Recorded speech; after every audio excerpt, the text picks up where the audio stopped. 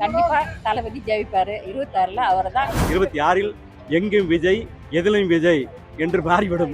2026ல் தளபதியை தமிழகத்தின் முதலமைச்சராக்கிறது தான் எங்களுடைய தலையாய கடமை. பெண்களுக்கு தான் அதிகமான உதவிகள் செய்யறாங்க தளபதி அவர்கள். அதனால எங்களுக்கு ரொம்ப பெருமையா இருக்கு. கண்டிப்பா அரசியல்ல ஒரு பெரிய மாற்றம் எங்க தளபதியால ஏற்பட்டு இருக்கு, இன்னும் ஏற்படும். 2026 கண்டிப்பா எங்க தளபதி தான் முதலமைச்சரா உட்காருவார். தமிழக வெற்றி கழகத்தின் பிரம்மாண்டமான குடும்ப விழாவாக இதை நாங்க நினைக்கிறோம். நாங்க பெண்கள் மிகவும் சந்தோஷமா இருக்கோம். ஏன்னா பெண்களுக்கான முழு பாதுகாப்பு, பெண்கள் மீது முழு அக்கறை, குழந்தைகள் மீது அக்கறை கொண்டவர் எங்கள் தளபதி. அவர் 2024 சிஎம் ஆவது உறுதி. தாய்க்குளத்தின் தலைமகன் சிஎம் ஆவது உறுதி.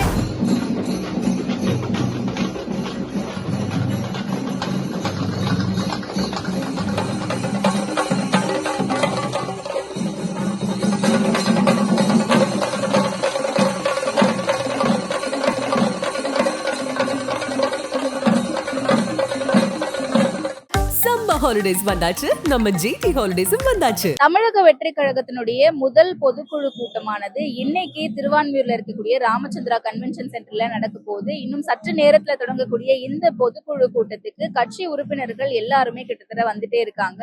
இன்னைக்கு காலையில இருந்து பாத்தீங்கன்னா இந்த இடமே ஒரு பிரம்மாண்டமான ஏற்பாடுகளோட வெளியே பொய்க்கால் குதிரையா இருக்கட்டும், இல்ல யானைகளை வச்சு, அதாவது பொய் யானைகளை வச்சு இங்க வரவேற்கக்கூடிய இந்த வரவேற்பு அப்படிங்கிறது பாத்தீங்கன்னா மிக சிறப்பாகவே செஞ்சிருக்காங்க. அது மட்டும் இல்லாம மொத்தம் 120 மாவட்டங்கள், அதாவது 234 தொகுதியையும் 120 மாவட்டங்களா பிரித்து மாவட்ட செயலாளர்கள் நியமனம் அப்படிங்கிறது சமீபத்துல முடிஞ்சது. இன்னும் 6 மாவட்ட செயலாளர்கள் நியமனம் அப்படிங்கிறது நிலுவையில் இருக்கக்கூடிய நிலைமையில இன்னைக்கு பாத்தீங்கன்னா அந்த 120 மாவட்ட செயலாளர்கள் அடிப்படையில ஒவ்வொரு மாவட்டத்திலிருந்தும் 15 பேர் கிட்டத்தட்ட இந்த பொதுக்குழு கூட்டத்துக்கு வருகை தரதா இருக்காங்க. நீங்க பாத்தீங்கன்னா எல்லாருக்குமே நம்ம நேற்று சொல்லியிருந்த மாதிரி புகைப்படம் அடங்கிய ஒரு QR கோட் அடங்கிய ஒரு ஐடி கார்டு அப்படிங்கறத இன்வைட் மூலமா எல்லாருக்கும் கொடுக்கப்பட்டிருக்கு. அதாவது பொதுக்குழு உறுப்பினர்கள், செயற்குழு உறுப்பினர்கள், மாவட்ட செயலாளர்கள் அப்படின்ட்டு அனுமதிக்கப்பட்ட இந்த QR கோட் அடங்கிய பாஸ் இருக்கவங்க மட்டும்தான் இந்த பொதுக்குழு கூட்டத்துக்கு அனுமதிக்கப்படுறாங்க. அது மட்டும் இல்லாம எல்லாருமே பல்வேறு மாவட்டங்கள்ல இருந்து வருகை தந்துட்டு இருக்காங்க. எனக்கு பின்னாடி நீங்க பாத்தீங்கன்னா ஒவ்வொரு காரா வந்துகிட்டே இருக்கு. ஸோ இதுலதான் எல்லாருமே வந்துகிட்டு இருக்காங்க. மாவட்ட செயலாளர்கள், பொதுக்குழு உறுப்பினர்கள், செயற்குழு உறுப்பினர்கள் அப்படின்னு சொல்லிட்டு இந்த திடலுக்கு, அதாவது ராமச்சந்திரா கன்வென்ஷன் சென்டருக்கு வெற்றி கழகத்தினுடைய தலைவர் விஜய் அவர்கள் காலையிலேயே வந்துட்டாரு அப்படின்ற மாதிரி தகவல்கள் சொல்லியிருக்காங்க. ஸோ உள்ள இன்னும் சற்று நேரத்துல, அதாவது 10 மணிக்கு தொடங்க போறதா இருக்கு. அதுக்குள்ளே பாத்தீங்கன்னா உள்ள விஜய் அவர்கள் அமர்ந்திருக்காரு. ஸோ இன்னும் சற்று நேரத்துல தொடங்க போற இந்த பொதுக்குழு கூட்டத்துல பல்வேறு தீர்மானங்கள் நிறைவேற்றப்படுறதா இருக்கு. சமீபத்திய நிகழ்வுகள், மத்திய அரசா இருக்கட்டும், மாநில அரசா இருக்கட்டும், இவங்கள் கொண்டு வந்திருக்கக்கூடிய சமீபத்திய நிகழ்வுகள், தமிழகத்தில் நடக்கக்கூடிய சமீபத்திய இன்சிடென்ட்ஸை பேஸ் பண்ணி இந்த தீர்மானங்கள் நிறைவேற்ற போறதாகவும் தகவல்கள் வெளியாகி இருக்கு. கட்சி தொடங்கி முதல் பொதுக்குழு கூட்டம் எப்படி இருக்கு? ரொம்ப சந்தோஷமா இருக்கு மேடம். இந்த ஒரு வருட காலமா நாங்க ரொம்ப பெருசா உழைச்சிட்டு வரோம். இதுக்கு முன்னாடி பாத்தீங்கன்னா மன்றமா உழைச்சிட்டு இருந்தோம், தொண்டரா உழைச்சிட்டு இருந்தோம். இப்ப கட்சி ஆரம்பிச்சதுக்கு அப்புறம் ரொம்ப ஃபாஸ்டா ஒர்க் பண்ணிக்கிட்டு இருக்கோம். அந்த ஃபாஸ்டா ஒர்க் பண்ணதுக்கு எங்களுக்கு எல்லாருக்குமே பதவி போட்டிருக்காரு. பதவி போட்டதுக்கு அப்புறம் ஒரு முதல் பொதுக்குழு கூட்டத்துக்கு கூப்பிட்டிருக்காரு. ரொம்ப சந்தோஷமா இருக்கு. ரொம்ப ரொம்ப ஓகே. என்ன மாதிரியான விஷயங்கள் டிஸ்கஸ் பண்ண கண்டிப்பா இப்ப வரக்கூடிய காலங்கள் பாத்தீங்கன்னா 2026 எலெக்ஷன் நோக்கி காத்துக்கிட்டு இருக்காங்க. இந்த 2026 தான் எங்களோட இலக்கு. தமிழக வெற்றி கழகத்தோட இலக்கு 2026 தான் தளபதி ரொம்ப தெளிவா சொல்லிட்டாரு. அந்த 2026க்கு இருக்கக்கூடிய காலகட்டத்துல எப்படி உழைக்கணும், எப்படி வேலை பார்த்து எல்லாத்தையும் சரி பண்ணி நம்ம ஆட்சி பீடத்துல உட்காரணுன்றத பத்தி இன்னைக்கு கண்டிப்பா சொல்லுவாருன்ற எதிர்பார்ப்போட வந்திருக்கிறோம். Okay okay.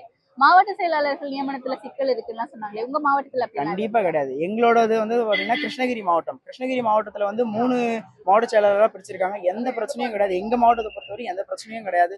ரொம்ப தெளிவா போட்டிருக்காங்க. எல்லாருக்கும் தேவையான பதவிகள் போட்டிருக்காங்க. சூப்பரா போயிட்டு இருக்கு ஒர்க் எல்லாம். Okay okay. சோ இன்னைக்கு விஜய் அவர்கள் அரசியல் பேசுவாரு அப்படின்னு பெரிதளவில் எதிர்பார்க்கப்பட்டீங்கன்னா பொதுக்குழு கூட்டம் என்ன மாதிரியான அரசியலா இருக்கும்? கண்டிப்பா பேசுவாரு மேடம். இப்ப நடந்துகிட்டு இருக்க அரசியல் சூழ்நிலைகள் உங்களுக்கு எல்லாருக்குமே நல்லா தெரியும். பெண்களுக்கு எதிரான கொடுமைகள் என்ன நடந்துகிட்டு இருக்கு, அதுக்கு வேற பிரச்சனைகள் என்ன நடந்துட்டு இருக்கு, சட்ட ஒழுங்கு சீர்கேடு இருக்கு. எந்த ஒரு துறையிலையும் சரியான மேம்போக்கா வேலையை பார்க்கல. ஏதோ வந்தோம் கடமையை செய்யறோன்றதுக்காக இந்த அரசு செஞ்சுட்டு இருக்காங்க. அதை பத்தி கண்டிப்பா பேசுவாரு. ஒன்றிய அரசும் பாத்தீங்கன்னா சரியான வேலைகள் செய்யறது இல்ல, சரியான நிதி நம்ம தமிழ்நாட்டுக்கு கொடுக்கறதுல வஞ்சிக்கிறாங்க. இதை பத்தி எல்லாத்தையும் நீங்க தளபதி கண்டிப்பா பேசுவாரு. எங்களுக்கான வேலைகள் எப்படி இருக்குன்றத பத்தியும் பேசுவாரு. நான் செயற்குழு உறுப்பினரா தான் இருக்கிறேன். கிருஷ்ணகிரி மாவட்டம். கண்டிப்பா தளபதி ஜெயிப்பாரு 26ல, அவரை தான் சிஎம். நாங்க கோயம்புத்தூர்ல இருந்து வர்றோம். என் பேரு டாக்டர் லோகநாதன். கோவை மாவட்டத்தினுடைய பொதுக்குழு உறுப்பினர்கள் ஒரு ஆளா இருக்கிறோம். தமிழக வெற்றி கழகத்தினுடைய முதல் பொதுக்குழு கூட்டம் திருவான்மியூரில் நடக்குது. நமது வெற்றி தலைவர் விஜயனுடைய தலைமையில் நடக்குது. முதல் பொதுக்குழு கூட்டமே மிகச் சிறப்பாக நடந்து மிகப்பெரிய வெற்றியை எதிர்காலத்தில் தமிழகத்திற்கு தரும் என்பதில் எந்த விதமான தொய்வும் இல்லை. எங்களுக்கு முழு நம்பிக்கை இருக்கிறது. 26ல் எங்கும் விஜய், எதிலும் விஜய் என்று மாறிவிடும். என்ன மாதிரியான விஷயங்கள் இன்னைக்கு பொதுக்குழு கூட்டத்துல பேசப்படுவாங்க? அது பொதுக்குழு கூட்டத்தில் பேசுவோம். எதிர்பார்ப்புகள் எதுவும் இல்லையா? எதிர்பார்ப்புகள் நிறைய இருக்குங்க. எதிர்பார்ப்புகள் இல்லாம மனுஷனே கிடையாது. எல்லாத்தையும் எதிர்பார்ப்புகள் இருக்கு. ஆமா, வளமான தமிழகம், வலிமையான தமிழகம் அதை உருவாக்குவது எங்களது தமிழக வெற்றி கழகத்தினுடைய தளபதியினுடைய நோக்கம். தொடர்ந்து நாங்கள் பாடுபட்டு கொண்டே இருப்போம், உழைத்துக் கொண்டே இருப்போம். தளபதிக்கு கட்சி தொண்டர்களுக்கு எல்லாம் என்ன சொல்ல விரும்புறீங்க? தளபதிக்கு கட்சி தொண்டர்களுடைய பூரண ஒத்துழைப்பு இருக்கிறது. அதே மாதிரி தளபதிக்கும் கட்சி தொண்டர்கள் மேல் பூரண நம்பிக்கை இருக்கிறது. அதனால் நம்பிக்கையும் சேர்ந்து மிகப்பெரிய வெற்றியை தரும் என்பதில் ஐயமில்லை. தஞ்சாவூர் வடக்கு மாவட்ட கழக பொருளாளர். என் பேரு பன்னீர்செல்வம். 2026ல தளபதியை தமிழகத்தின் முதலமைச்சராக்கிறது தான் எங்களுடைய தலையாய கடமை. அதுக்காக இரவு பகலாம் நேர காலம் பார்க்காம நாங்கள் உழைச்சி அவரை இந்த அரியணையில ஏற்றுவோம். அது உறுதி. அதுதான் இந்த பொதுக்குழுல கூட்டத்துக்கு வந்திருக்கோம். இந்த பொதுக்குழு கூட்டம் எப்படி இருக்கு? நல்லா அருமையா இருக்கு. நீங்களே பாக்குறீங்க. வரவேற்பெல்லாம் எப்படி இருக்கு? ஜோரா இருக்கு. கரெக்டா நடந்துகிட்டு இருக்கு. யாருக்கும் எந்த இடைஞ்சலும் கிடையாது. எல்லாரும் நல்லா வர்றாங்க. அவங்கவுங்க வந்து போறாங்க. யாருக்கும் எந்த தொந்தரவும் இல்லை. நல்லா இருக்கா? ஓகே. இது என்னென்ன விஷயங்கள்லாம் வந்து எதிர்பார்க்கப்படுது? எதுல? பொதுக்குழு கூட்டத்துல பேசுவாருன்ட்டு. பொதுக்குழுல அவங்க அங்க அறிவிப்பாங்க, என்ன வேணும்னு சொல்லுவாங்க. அதெல்லாம் இல்ல, அதை நம்ம மணல் வந்து ஒரு பெரிய திட்டு இருக்கு எங்க பகுதியில, அதை கொள்ளையடிக்க பாக்குறாங்க ஆளுங்கட்சிக்காரங்க. அதை நாங்க தடுத்து நிறுத்தணும். இதெல்லாம் நிறைவேற்றப்படும் நம்புறீங்களா?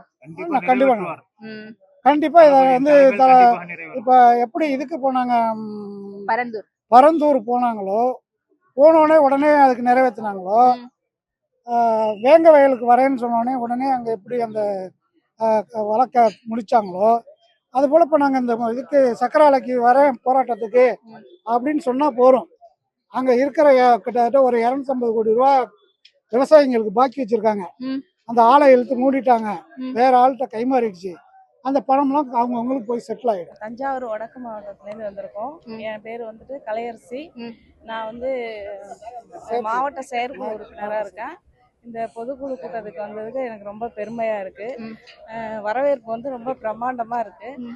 பொதுமக்களுக்கு எந்த இடையூறும் இல்லாமல் நல்லபடியாக சிறப்பாக பண்ணியிருக்காங்க. நன்றி, வணக்கம். எப்படி எப்படி அழைப்பு விடுதாங்க உங்களுக்கு? எங்களுக்கு லெட்டர் அனுப்புனாங்க. லெட்டர் அனுப்பி விட்டாங்க. அப்புறம் வந்து ஐடி கார்டு அதெல்லாம் QR கோடோட எங்களுக்கு வந்திருக்கு. லெட்டர்லயே வந்திருக்கு. காட்டுங்க. போட்டோவோட வந்திருக்கு. கொஞ்சம் மேல தூக்கி. என்னோட இது இன்வைட்டா? இது லெட்டரா? வந்து லெட்டரா? இது லெட்டர் எங்களோட நேமோட. ஓகே. என்ன எதிர்பார்ப்போட வந்திருக்கீங்க இன்னைக்கு நீங்க? நாங்க என்ன எதிர்பார்ப்போட வந்திருக்கோம்னா, இப்ப சொன்னாங்கல்ல, ஐயா சொன்னாங்கல்ல, அது மாதிரி அந்த பிரச்சனை, இந்த மணல் கொள்ளையடிக்கிறாங்களே, அதுவும் வந்துட்டு எங்களுக்கு சரி பண்ணி தருவாங்க தளபதி அவர்கள். அந்த நம்பிக்கையோட நாங்க வந்திருக்கோம். மற்றபடி தளபதி அவர்களுக்கு வந்துட்டு அவரை முதல்வர் ஆக்குறதுக்கு எங்களால முடிஞ்ச சப்போர்ட்டை வந்து நாங்க தளபதிக்கு வந்து சப்போர்ட்டரா இருப்போம். மகளிருக்கான முக்கியத்துவம் எப்படி இருக்கு கட்சியில? பெண்கள் குறித்து நிறைய வன்முறைகள் நடக்குது, அதை எதிர்த்து நிறைய தீர்மானங்கள். பெண்களுக்கு வந்துட்டு இந்த பாலியல் வன்கொடுமை அதெல்லாம் எல்லாமே வந்துட்டு தளபதி அவர்கள் வந்துட்டு முக்கியத்துவம் கொடுத்து பண்றாங்க. எல்லாமே பெண்களுக்கு வந்துட்டு எல்லா உதவிகளுமே செய்யறாங்க. முக்கியமா பெண்களுக்கு தான் அதிகமான உதவிகள் வந்து செய்யறாங்க தளபதி அவர்கள். அதனால எங்களுக்கு ரொம்ப பெருமையா இருக்கு. சொல்றதுக்கு வார்த்தைகளே இல்ல. அந்த அளவுக்கு பிரம்மாண்டமா நாங்களே எதிர்பார்க்கல. ரொம்ப ஆவலோட நாங்க எல்லாருமே வந்திருக்கோம். என்ன நடக்க போகுது, தளபதி என்ன சொல்ல போறாருன்றது ஆவலோட நாங்க வந்திருக்கிறோம். Okay okay. என்ன மாதிரியான எதிர்பார்ப்புகள் இருக்கு?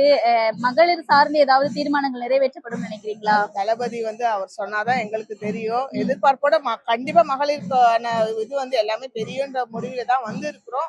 எதிர்பார்ப்பு நிறைய இருக்கு. தளபதி சொல்றத வச்சுதான் எங்களுக்கு தெரிய வரும். ஆமா, ஒரு வருஷமா நாங்களும் வந்துட்டு ஃபர்ஸ்ட் வர பொதுக்குழு கூட்டம் இது. ஆனா ரொம்ப எதிர்பார்ப்போட வந்திருக்கோம். நாங்க கண்டிப்பா வந்து அரசியல்ல ஒரு பெரிய மாற்றம் வந்து எங்க தளபதியால ஏற்பட்டு இருக்கு, இன்னும் ஏற்படும்.